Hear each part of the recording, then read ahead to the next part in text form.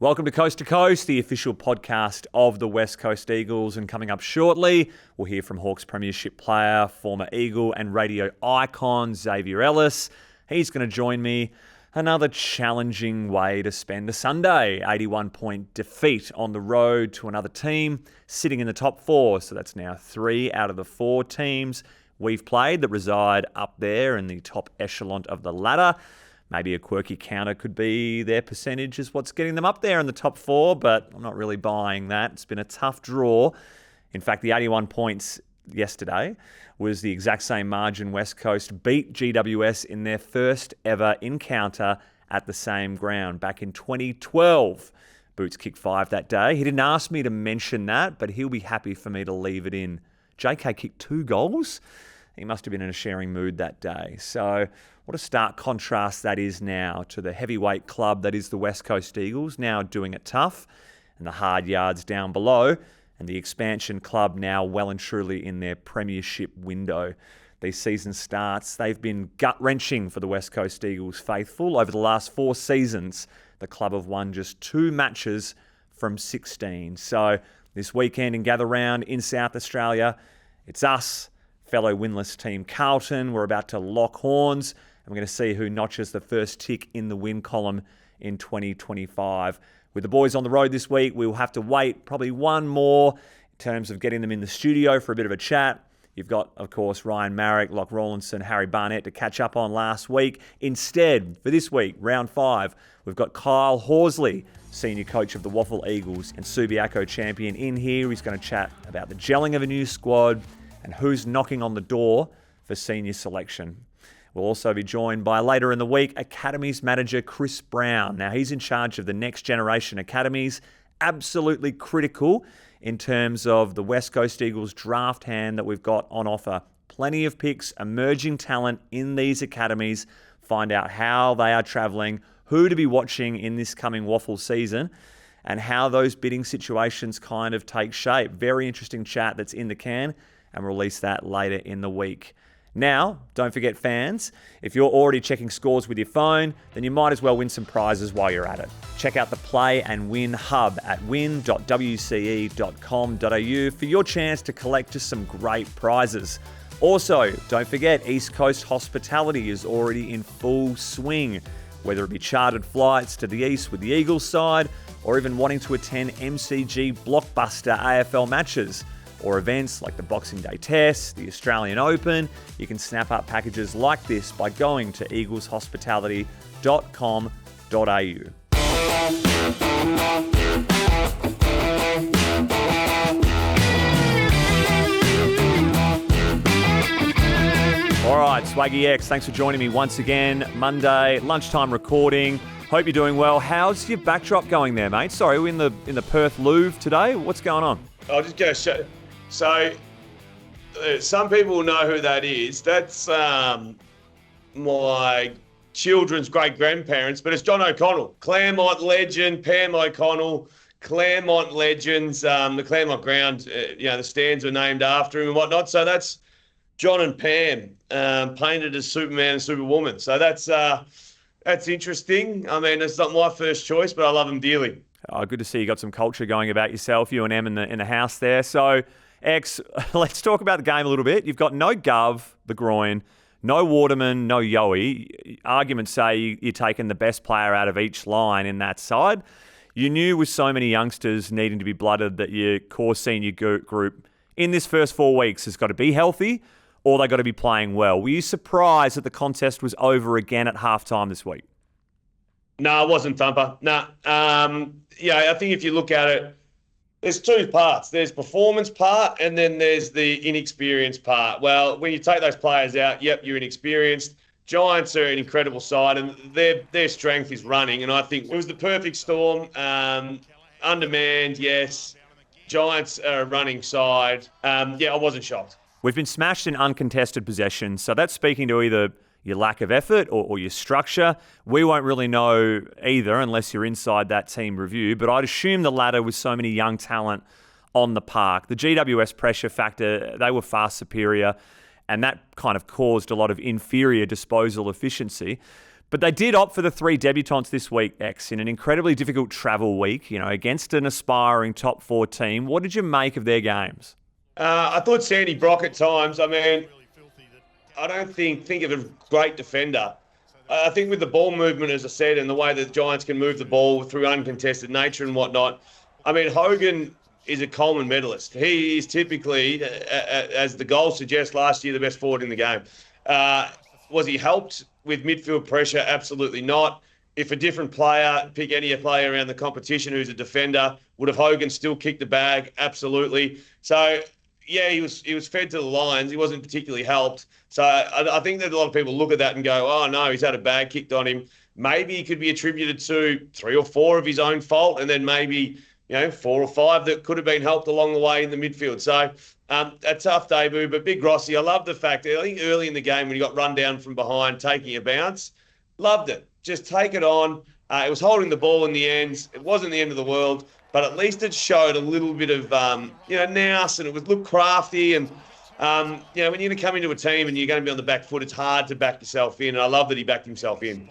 He did have 7 score involvements, Tom Gross, from his 17 touches. I think they all had moments throughout the day, but, they were playing against stars. And I think a lot of people have Giants probably winning the premiership or one of the top 2 or 3 sides in the premiership market. So when you went head-to-head and you just looked at the matchups, probably when there was 22 matchups on the whiteboard, advantage probably in 20 of them were to the Giants. So each player had moments, but overall, if you were going, did they beat Tom Green or did they beat Jesse Hogan or did they beat any of those players? No, they didn't. They clearly didn't. The margin was 80 points. But I'm sure many will find a moment or two that they showed that they belonged at the level. They need to play for 5 years to be able to do that consistently because the players that gave them an absolute bathing have been in the competition for 5 to 10 years. He did boot a ripping first goal, outside 50, feigned the handball and launched one long. So you never forget your first. Can you take me back to round 4, 2007 against the Cats? You guys have got up by under a goal, 2-1 in the final quarter. Some may say that your first goal of your career probably tipped the scales in a win for the Hawks. It was the last goal of the game too, I'm pretty sure. So it was the actual winner. And I'm not even talking out my ass. I think it was the winner. So what happened was, other than me winning the game for Hawthorn, a guy by the name of Luke Hodge had the football. He dodged and broke about 3 or 4 tackles. He then had the ability to put the side in front himself. But being the leader he was, there was some skinny bloke wearing number 32 at the time, wearing number 32 in the goal square, and Hodgie was good enough to Joe the Goose me in the goal square, turned around, kicked the seal up, first ever goal in football. Not one person celebrated with me because Luke Hodge was that good. They all went to Hodgie. Do you have a hard and fast rule about how many games you reckon a debutant should play? So Hamish Davis, Tom Gross, and now Sandy Brock for the Eagles as a club debutant. Do you think they should be stringing a couple together, or it's horses for courses? Let's see how the rest of the team shapes up. Slightly horses for courses. I think debutants, typically, I love to see 2 games. Everyone gets the saying you're one bad game from being omitted. They've had 1 game. I reckon a second game. But Eagles are in a rebuild. So if you're going to put them back to the 2s to bring in someone who's had 10 chances, I think just play the debutants again and keep playing them until you can really see whether they're capable and keeping up to the level, or they might need to go back to the 2s. I don't like subs for debutants. I know that when you've got 3, it can be hard to juggle it. But, I think certainly 1 more week at a minimum. Great to see Owies play on after this mark in the second term. Is got tunnelled almost accidentally by Toby Green, but lands directly on the face. It was pretty brutal. So you got a few forward dramas going on. So if Waterman returns, you got Jack Williams, who keeps playing good games when he's picked. Archer Reed showing something. Big Oscar, your captain. It's a bit of a logjam at the front end at the moment, X. It is, and I know that Oscar had a job on the West Australian Sam Taylor. I heard many say that was his role. Look, the priority, I think, is Waterman is the 1A. Then I reckon Archer Reed. Then Oscar's out of touch, the captain. I wouldn't mind seeing him maybe, if need be, go back and add some experience down there. So you can't play 4 talls. Not to talk about a former club of mine, but they play 1 tall and sub him off. So I don't think the way the game's going is having these big blokes who can't move too well. So I think three's a good number. And if that means Oscar, just also to find a bit of form, because he was doing the negative sort of keep Sam Taylor in check role. If Oscar needs to go back, find some footy, find some form, but certainly let Reed and Williams go. And then, of course, Waterman, if he is capable of going. I think they're the three, making Oscar Allen go down and defend. All right, so we had Harley Reed. Just a quick one on him. He's been sent back, 25 disposals, just 5 contested. So got given the ball in good situations off that rebounding line. 6 inside 50s, but he used the footy pretty well. I'm in text threads that are just saying, put him on the ball and live and die with the consequences. Where do you want to see him, X? Oh, he's an on-baller, no doubt, but I don't think the conditioning of the midfielders is capable to play on ball the whole time. He's been on ball early in the season, and the midfield, the running capabilities these days that you need, you can't have 3 or 4 that can't typically keep up, which has been tough. So the halfback is a learning experience. The margin wasn't flattering on the weekend. He probably played his best game of the season. He hasn't had a strong start of the season. But yeah, I think maybe he's played 4 games now, so his match fitness is clearly going to be unlike the stock market and heading in the upward trend. Maybe he is a midfielder, but you're going to have to wear the bullets of him chasing Sam Walsh, chasing Paddy Cripps, chasing George Hewitt, those guys who have done it for a long time. Yep, he's a midfielder. Yep, when he's going to be contending for Brownlows, hopefully he will be a midfielder. But right now, is it one of those things where he's not capable of being a midfielder? Maybe. But you're right, 25 touches, best game of the season, and a game against Carlton who haven't won a match. So maybe it is jam him in there and see what happens. Yeah, it is a massive game in Adelaide for Gather Round this round. Just to give the fans something to cheer about and some reward for effort for this footballing program that is toiling and doing it tough down there. Just a final one on home improvement before we go. On the home front, X, what's going on? I've got my son telling me he wants to be playing full-time soccer now. Yeah. I'm coaching with Mark Lacroix. We're building a dynasty down there. What am I going to be, that weird dad that's got no kid in the team and I'm just hanging out with 10-year-olds on my Sundays? Couldn't be more flat. He might as well tell me he's handing in the Eagles membership and joining the Dockers down the road. I'm absolutely gutted, wondering what's happening on your end. Well, not too dissimilar, mate. We lived right near Hale, the school, and twice over the weekend I was down at Hale on those big fields kicking a soccer ball. So no footballs involved. And to rub salt in the wound, Ted's a Giants supporter. So I don't know how he's landed on GWS, but he supports the Giants and loves them.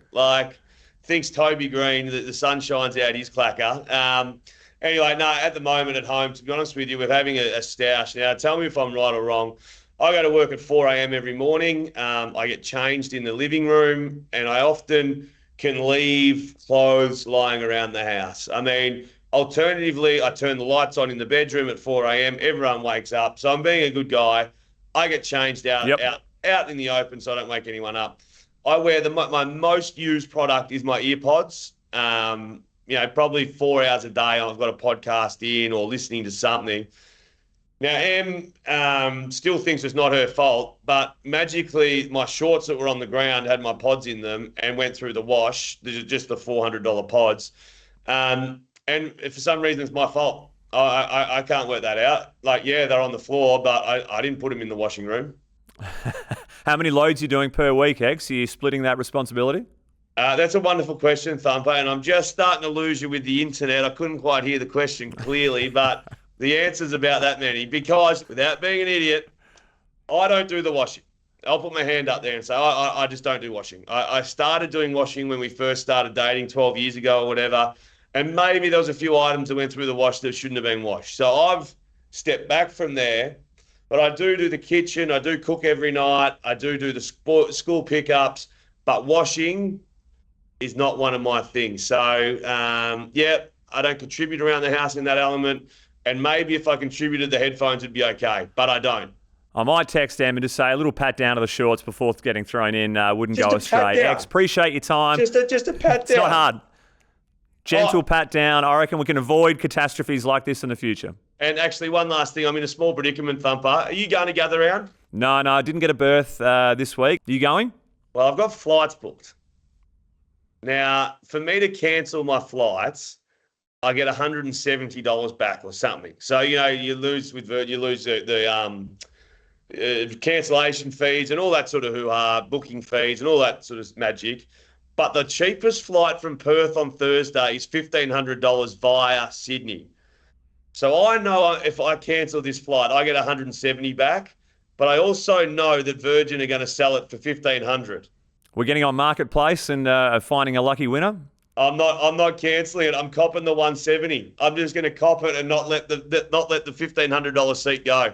Oh, this is a moral victory. Is that what you're saying? A moral victory. A moral victory.